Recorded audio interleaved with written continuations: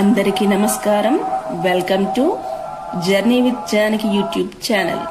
ఈరోజు మనము తెలంగాణలోని జహీరాబాద్కి సమీపంలో గల శ్రీ కేతకీ సంగమేశ్వర దేవస్థానం గురించి తెలుసుకుందాం. ఈ దేవస్థానం జరాసంగంలో కలదు. ఈ స్థలం కర్ణాటక రాష్ట్రానికి దగ్గరగా ఉండడం వల్ల గుడి నిర్మాణం కన్నడ శైలిలో ఉంటుంది.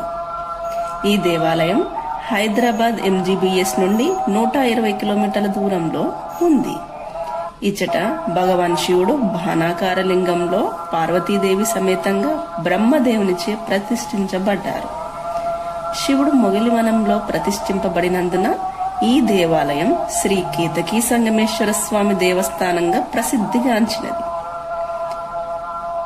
ఇక్కడ గల అమృతగుండంలో కృతయుగానికి చెందిన కుపేంద్ర భూపతి అన్న మహారాజు తన ధర్మపత్ని చంద్రకళాదేవి సమేతంగా దేవాలయం సందర్శించి గుండంలో గల నీటిని త్రాగి స్నానమాచరించి తన భయంకరమైన చర్మ వ్యాధి పోగొట్టుకొనెను.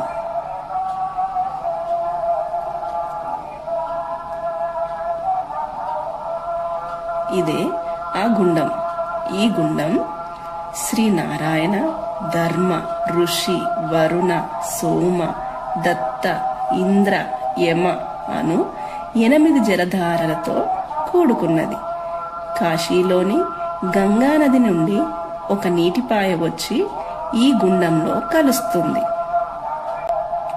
ఇక్కడ ఒక ఆశ్చర్యం ఏంటంటే, గుండంలో నీటిని కొంత మేరకు తోడివేసి నైవేద్యం సమర్పించినచో అది నీటి ప్రవాహానికి వ్యతిరేక దిశలో ఋషిగుండం ద్వారా కాశీలో కలిసిపోవును.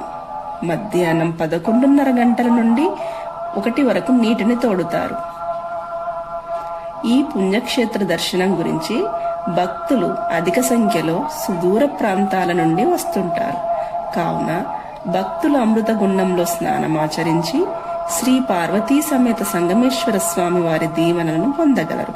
ఇక్కడ ఆంజనేయ స్వామి ఆలయం, శివాలయం కలదు. ఇది మెయిన్ ఎంట్రన్స్ లో ఉన్న నంది విగ్రహం. లోపల మనకి కేతకీ సంగమేశ్వర స్వామి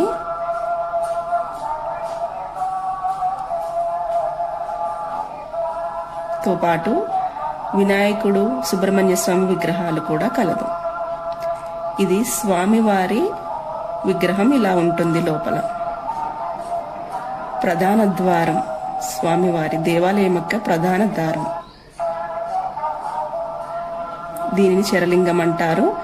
దీనిని నుదిటికి తాకించినచో మన యొక్క నుదిటి యొక్క రాతలు మారుతాయని అంటున్నారు. చిన్నపిల్లలకు కూడా తాకించుకోవడానికి వెసులుబాటు కలదు. ఇక్కడ అన్నదాన సౌకర్యం కూడా ఉంది. దేవాలయం వారు అన్నదాన కార్యక్రమం కూడా ఏర్పాటు చేశారు. దానిని భక్తులందరూ సద్వినియోగపరచుకోగలరు.